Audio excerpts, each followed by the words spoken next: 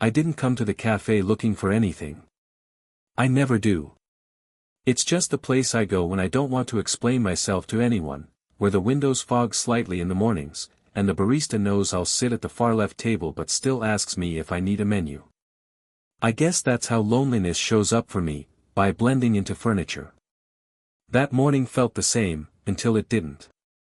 I was stirring my coffee in slow circles, too slow, really, watching the swirl instead of drinking it. Almost like I was waiting for the cup to tell me what to feel. When I finally looked up, she was there. Mid-40s, composed in a way that didn't need attention to be noticed. She walked with that quiet confidence older women carry, like they've lived enough to let small things slide, but not enough to stop caring entirely. She stood at the counter, glanced back, and said something that made my chest tighten unexpectedly. Medium latte, no sugar, right? She didn't ask the barista, she asked me.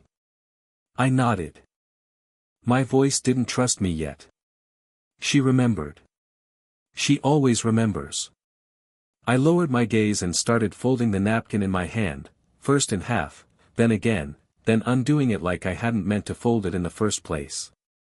A stupid habit, but it keeps my hands from telling people I'm nervous. She passed my table with her cup, paused, and tilted her head slightly. Is this always your spot? She asked. I shrugged. I think so. She let out a soft laugh, small enough that someone else might have missed it, but loud enough that it reached right under my ribs. Routine isn't a bad thing, she said. Then came silence, gentle, but too loud. The kind where you become painfully aware of every tiny sound your body makes. As she sat at the next table, unwrapping her cup lid, I felt something shifting. Like a quiet pull. Not attraction, not yet, more like recognition. My phone buzzed. A notification I didn't open. A message I'd typed days ago and never sent, "Are you okay?" I don't know why I kept it. Maybe because deleting it felt like admitting something was actually over. You think too much, she said suddenly. I almost dropped the napkin. How do you know? She just smiled, small, almost guilty, like she hadn't meant for the thought to escape her mouth. A moment later, she stood, cup in hand, and took a few slow steps toward my table. Not too close. Not too far. Are you okay? The question was gentle, but it wasn't small.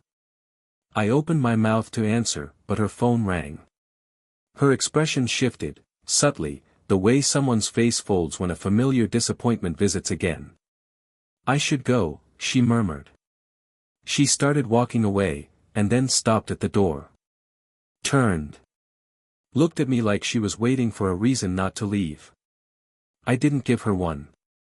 Maybe I should've. She gave me a soft, unfinished smile, one that didn't reach her eyes, and stepped outside. I exhaled, realizing I'd been holding my breath without meaning to. My coffee had gone completely cold. Then my phone buzzed again. I checked the screen without thinking, and froze. A message from her. If you're free tomorrow, maybe we could talk for a bit. My pulse stuttered, once, sharply. And for the first time in a very long time, something inside me moved. Not loudly. Just enough to shift the air. It felt like the beginning of something I wasn't prepared for, but maybe needed anyway. I didn't expect her message to actually turn into a meeting. But the next afternoon, she walked into the cafe like she'd been here every day of her life, even though I knew she hadn't. Not before me. She spotted me immediately. You came early, she said, setting her tea on the table. I shrugged. Couldn't sit at home. She smiled in a way that said she knew exactly what that meant. We didn't start with anything dramatic. Just small, careful pieces of conversation, like we were handing each other fragile objects neither of us wanted to drop. She stirred her tea, gaze lowered. You know. I used to come here years ago. Before everything got complicated. Complicated how? I asked, trying to keep my voice neutral. She hesitated, long enough to make me think she'd pull the thought back. But she didn't. My divorce, she said quietly. It wasn't messy. Just, silent. The kind of silence that stretches so long you forget what you meant to say in the first place. I didn't respond right away. Mostly because I didn't know if she wanted comfort or just a place to set her words down. So I offered the only thing I had, attention. She noticed. Her shoulders loosened, just a little. And you? She asked. What's your silence made of? I almost laughed, almost. It's nothing dramatic. I just don't know how to talk to people sometimes. That's not nothing, she said gently. My fingers tapped against the cup. I imagined, for a split second, telling her about the unsent messages, the plans I make in my head and never act on, the way I sometimes rehearse goodbyes even before anything begins. But I didn't say any of it. I just looked at her hands wrapped around her tea, the way her thumbs traced slow circles along the paper cup. A quiet, unconscious habit. Comforting herself. I wondered who she used to do that for. There was something undeniably risky about sitting with her like that. Not in a dramatic way, more in the someone might misunderstand this kind of way. She was twice my age, divorced, worn in places I hadn't lived through yet. And I still felt like I was figuring out how to be someone. But when she looked at me, it didn't feel like judgment. It felt like recognition. At one point, she shifted her chair closer, not enough for anyone else to notice, but enough that I felt the warmth of her sleeve brush mine for a second. You're easy to talk to, she said softly. I swallowed. Hard. That's funny, I managed. I never feel that way. Maybe you just needed the right person, she replied. The word sat between us, warm and unsettling. A little later, she reached for a napkin and accidentally dropped it. I bent to pick it up at the same time she did, and our hands touched, barely, lightly, but enough to freeze both of us for a breath. She didn't pull away immediately. Just looked at me with a small, uncertain smile that felt like an unspoken truth. I don't know why that moment stayed with me, maybe because it felt like someone finally saw me. And maybe, that scared me more than it should have. I didn't see her for 3 days after that afternoon. No message. No casual, same table, text. Nothing. I kept telling myself she was busy, that divorced adults have schedules young guys like me can't imagine. But a small, stupid part of me wondered if I'd misread everything, if that shared napkin, that soft pause, that almost confession meant something only to me. So on the 4th day, I went to the cafe again. Same seat. Same cold stirring. She walked in 15 minutes later. When she saw me, she stopped, literally stopped, in the doorway like she hadn't prepared a script for this moment. Oh, she breathed. Not disappointment. Not excitement. Just, surprise dipped in uncertainty. She approached slowly, setting her bag down with careful hands. You're early. You're late, I tried to joke. It came out quieter than I meant. She sat, and for a moment neither of us said anything. Her fingers kept adjusting the sleeve of her sweater, pulling it down, pushing it up, like she couldn't settle her own thoughts. You didn't message, I finally said. I know. She didn't explain. Just looked out the window for a long, stretched out second. I wasn't sure if, she started, then let the sentence die. If what? If I should. A pause. You're young. You'll understand later. The distance in her voice cut sharper than anything loud could. Before I could ask what she meant, someone walked over, a coworker of mine, of all people. Hey. Didn't expect to see you here, he said, eyeing her, then me. I felt my throat tighten. He was looking at us like there was something to notice. Something to question. We're just, I began. She cut me off gently. Friends, she said with a practiced smile. Just here to talk. My coworker nodded, said something pointless, and left. But the interruption stayed, hanging there like humidity. She exhaled slowly. You see. This is what I meant. What? That someone might think something. That someone might be right, she said softly. Her words weren't flirtation. They were confession wrapped in fear. The silence after was uncomfortable, but neither of us filled it. She traced the rim of her cup. I folded the same napkin 3 times. Maybe we rushed, she murmured. We didn't rush anything, I said. We just talked. And sometimes talking is what gets people in trouble, she replied. I didn't know what to say to that. She didn't either. Instead, she leaned back, eyes on the table, voice almost too soft to hear. It's been a long time since someone looked at me like I mattered. Something in my chest tightened painfully. I stopped. My voice felt too honest. We sat there, the world around us moving normally, while we stayed suspended in something neither of us had names for. When she finally reached for her bag, her hand brushed mine again, not an accident this time. Not quite intentional either. She froze. So did I. Don't, she whispered. But she didn't pull her hand away. The space between us thickened, fragile, almost breaking. I leaned in just slightly, barely a shift, barely a breath, and she closed her eyes. 1 heartbeat.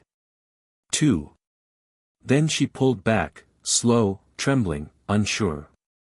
We shouldn't, her voice cracked on the last word. But the way she looked at me. It felt like we already had. We ended up walking together by accident. Or maybe it wasn't an accident. She had finished her errands early, and I had nowhere particular to be. So when she asked, "Do you mind walking a bit?" I just nodded, trying not to look too eager. It was late afternoon, sun low, light soft, the kind of hour where everything feels more fragile than it should. We walked side by side, not touching, but close enough that I felt the warmth of her sleeve now and then. She kept looking ahead, not at me. Her silence wasn't cold, more like she was holding something in her hands and trying not to drop it. "You've been quiet," I finally said. She gave a small exhale. "The older you get, the messier quiet becomes." I didn't know what that meant, but it didn't sound like something she wanted to explain. We reached a small park bench, the kind that's always slightly colder than you think it will be. She sat down first. I sat beside her, leaving a respectful few inches of space, though every part of me wanted to close it. She stared at the ground. "Do you ever feel," she said slowly, "that you're stepping somewhere you shouldn't, but you can't stop?"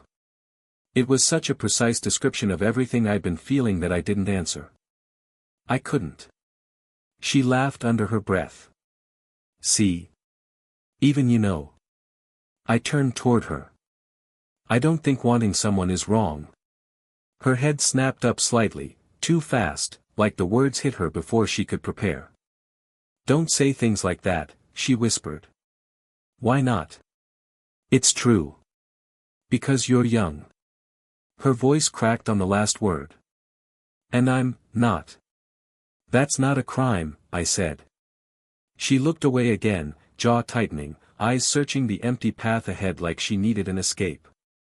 "Jealousy," she said unexpectedly. "I felt it yesterday." I blinked. "At what?" "You were talking to that girl at the counter. The one with the braids." "And she cut herself off, shaking her head as if embarrassed. "That's not my place. You're allowed to talk to whoever you want." "I wasn't, with her," I murmured. "We were just talking." "I know. That's the problem." Her hands gripped the bench. "It shouldn't matter to me. It shouldn't feel like," she stopped again, breathing hard. "Like what?" I asked softly. She didn't speak. Just swallowed and looked at me with eyes that said far more than her words ever had. I moved a fraction closer. "Barely. But enough." You're scared, I said gently. She didn't deny it. I am, she whispered. Because this, whatever this is, it's making me forget all the reasons I said I wouldn't let something like this happen again. Her hand trembled on the bench. I stared at it, wanting to take it, terrified that I actually might. You didn't let anything happen, I said. That's what frightens me, she replied. It's happening anyway. A long pause. A quiet inhale. The world holding its breath with us. She turned fully toward me now, closer than she's ever been. Her knees almost brushing mine. Her eyes soft, scared, wanting. If I cross this line, she whispered, I don't know if I'll be able to go back. I leaned forward slightly, instinctively, helplessly. Do you want to go back? I asked. She didn't answer. Her breath shook. Her lips parted. Her eyes dropped to mine, then to my mouth, then closed entirely, and right before anything could happen, she pulled in a sharp breath. Tell me, she said, barely audible. What are we doing? The question hung there, fragile, dangerous, and the moment poised on the edge of something irreversible. The day after that almost moment on the bench, she didn't come to the cafe. I told myself it meant nothing. People get busy. People have lives. But every time the bell over the door rang, my eyes lifted before I could stop them. Day 1 passed. Then day 2.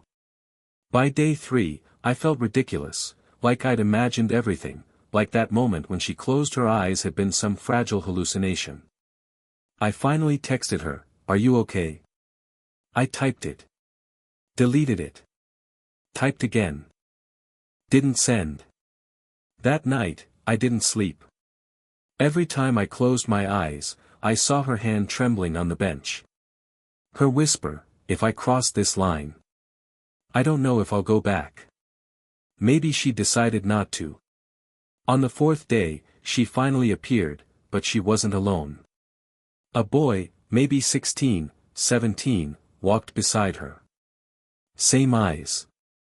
Same jawline. He carried her bag like it was instinct. She laughed at something he said, brushing his shoulder gently. A softness I'd never seen. I froze. It took me a few seconds to realize who he must be. Her son. Something inside me tightened in a way I didn't expect, not jealousy, not exactly. More like, awareness. I suddenly saw her differently. Not as the quiet woman who stirred tea beside me, not as the person who nearly kissed me in a park, but as someone with a whole life I had never been invited into. Responsibilities. Memories. Roots that went deeper than anything I'd lived. She noticed me only when they stepped inside. Her smile faltered, just for a heartbeat, before she forced it upright again. Hi, she said, too carefully. Her son looked between us, curious but polite. Mom. You okay? He asked. She nodded quickly. Yeah. Yes. Just, someone I know. Someone I know. Not friend. Not anything else. Just, someone. I nodded back, matching her distance. Hey. It felt like all the air between us had cooled. She didn't sit with me. She didn't even approach. They took their drinks to a corner table, and she kept her head down the entire time. I stared at my cup until the coffee tasted like nothing. Her son talked, she listened. But every few minutes, she'd steal a glance my way, fast, guilty, almost apologetic. I pretended not to notice. When they finally left, she mouthed a small, sorry, toward me, no sound, just the shape of the word. I didn't respond. Couldn't. I stayed long after they were gone, replaying everything too many times in my mind. Her laugh with him. Her silence with me. Her eyes avoiding mine. I didn't feel heartbroken. I felt paused. Like life forgot to finish the sentence. When I got home, I opened her chat again. Typed, do you want to talk? Stared at it. Deleted it. Typed, did I make things complicated? Deleted that too. In the end, I just closed the phone and placed it face down on my desk, the same way you close a door you don't trust yourself to walk through. And the next morning, for the first time since I'd met her, I didn't go to the cafe. The seat I always chose stayed empty. And for some reason, that emptiness said more than any message I didn't send. It happened on an ordinary evening, the kind of evening that shouldn't have carried anything heavy.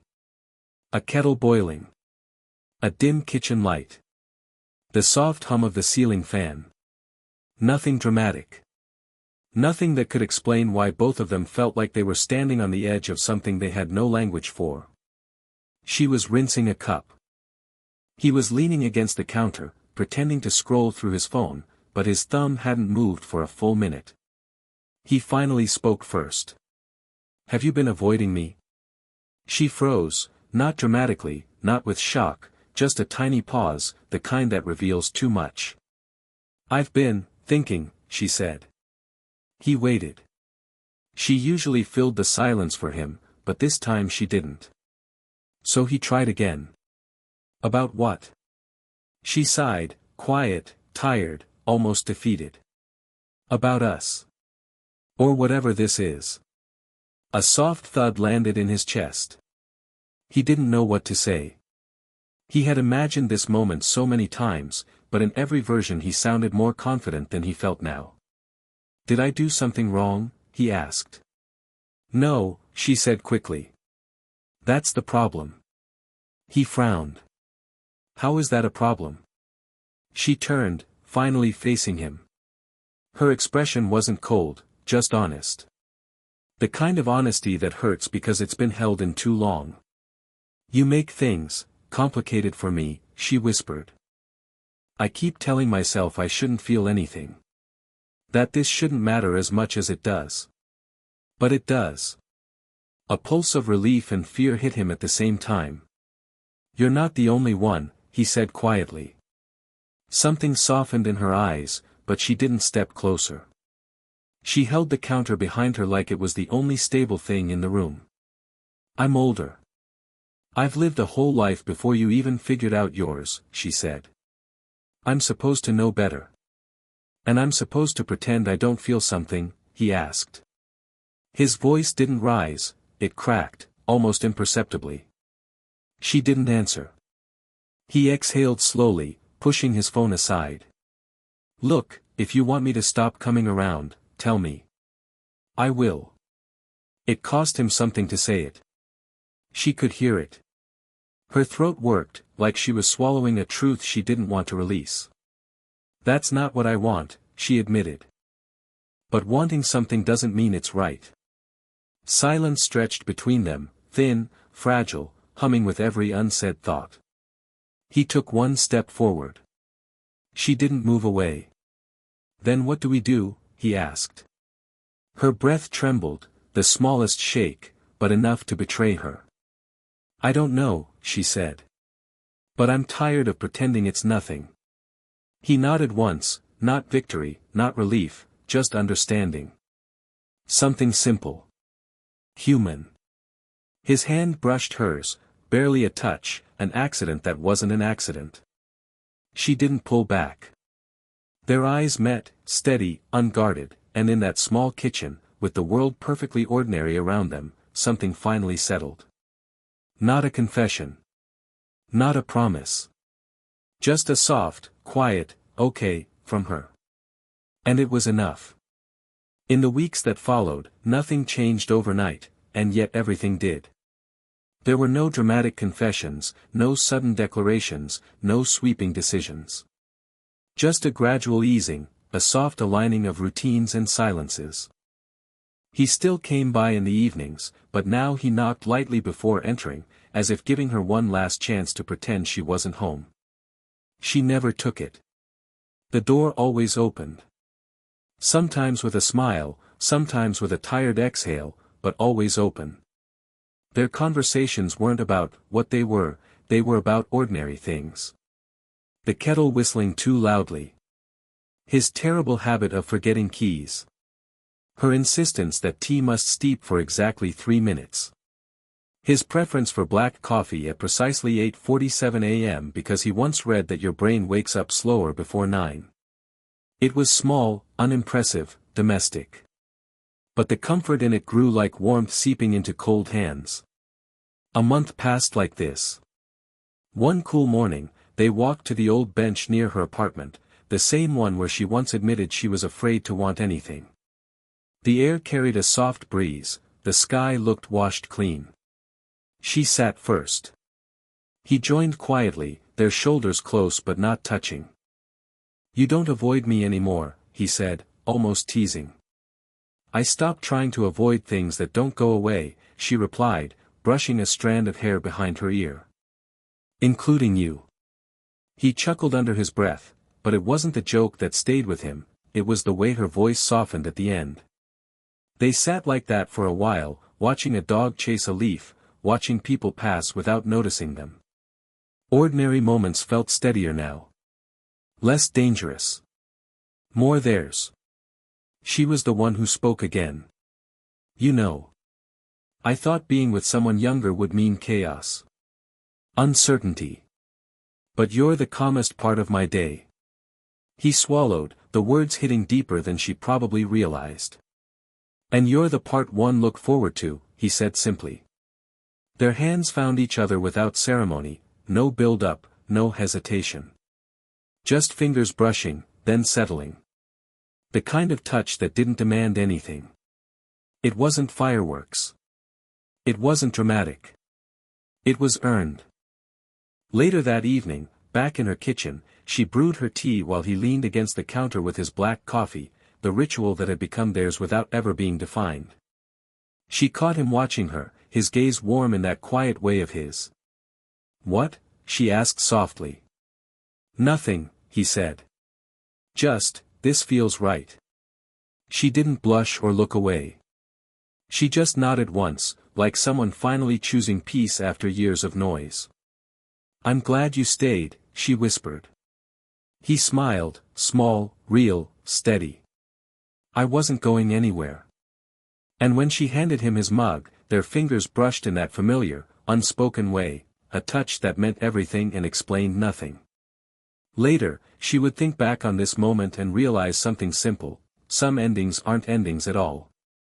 Just a place where two lives quietly decide to walk together. Did this story stay with you? What kind of quiet, real love stories do you want to hear next?